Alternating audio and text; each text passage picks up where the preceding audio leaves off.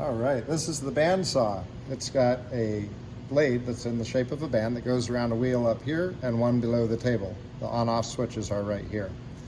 Green for go, red for stop. Remember, when you're using any power tool in the wood shop, you need to make sure that you have your personal protective equipment in place, making sure your hair is tied back, loose clothing is secured, safety glasses are on.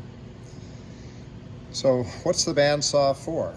The bandsaw does a really good job at making intricate cuts like curves, notches, or maybe even a little Santa Claus gnome figure.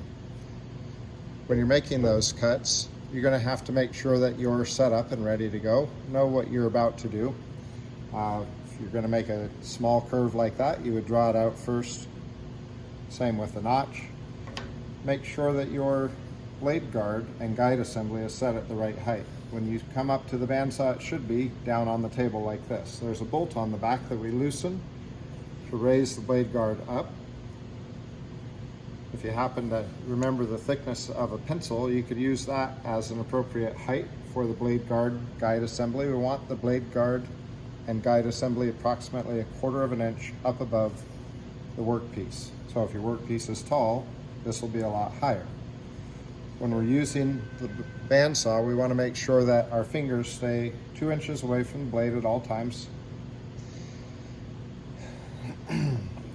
If you're making a very tight curve or a notch cut, you're going to use relief cuts like you see here.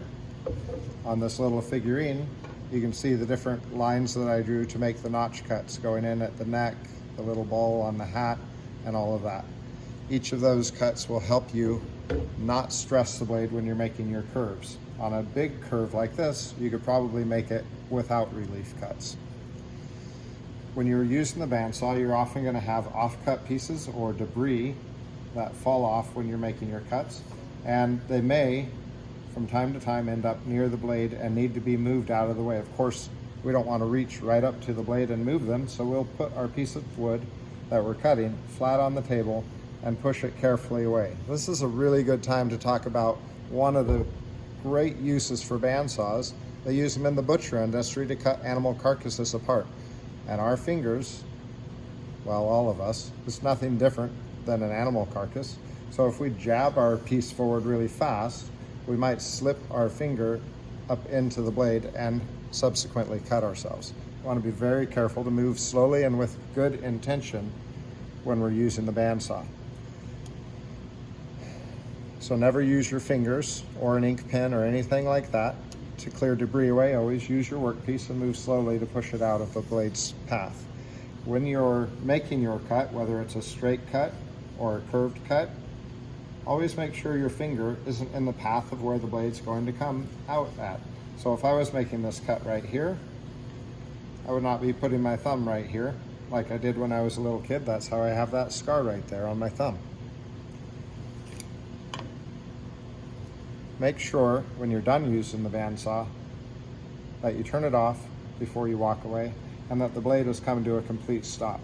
One other safety item to keep in mind is that we don't stand on the right side of the bandsaw when you're facing the front. No standing over here. If the blade were to break, there's a small chance that it could pop out of the machine and come out that way. If that happens, you're bound to get hit. Every blade will break or grow dull eventually, so we want to make sure that we're in a safe location when that happens. If the blade breaks while you're using the machine, you want to turn off the motor and unplug the machine.